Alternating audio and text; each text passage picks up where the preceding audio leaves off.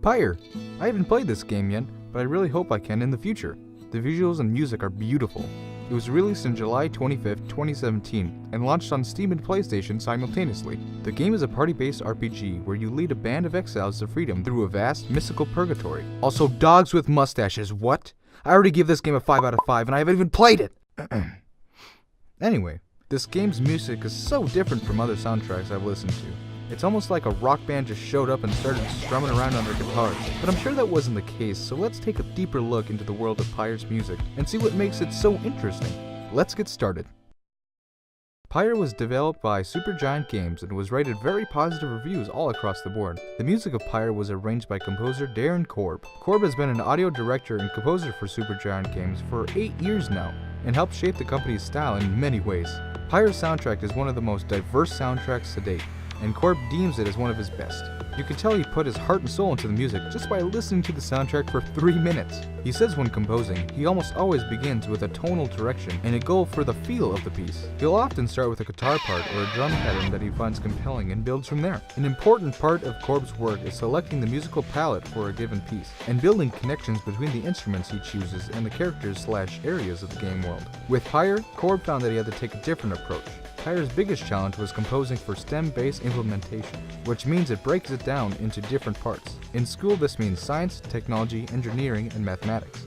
But in music, this means different instruments working together. Basically, most of the pieces in the game have between 5 to 8 tracks that can play in almost any combination based on player action, such as guitar, bass, percussion, mandolins, and etc. He wanted to create compelling arcs that didn't add or take away components from the piece as a compensational tool, since that's already happening dynamically in the game.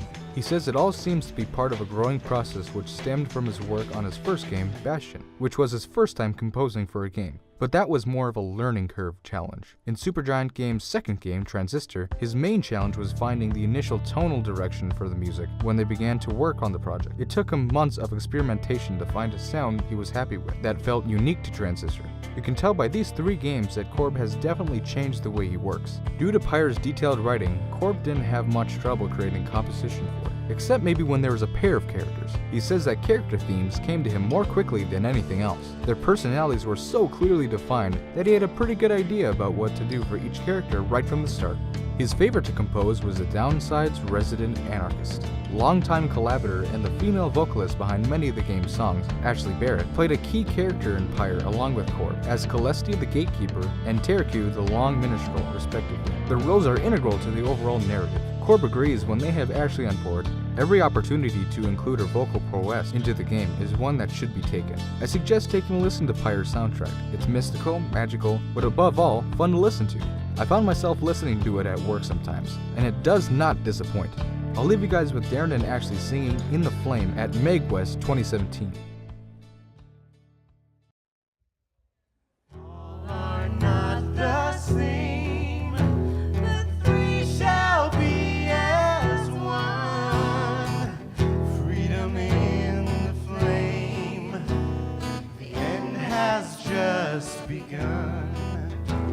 Strands may break alone, but twisted make a brain. Together on their own, the journey shall be made. I would like to give a very special thank you to Jacob for the suggestion to do Pyre. Super fun soundtrack to listen to, and even more fun to dissect, so thank you.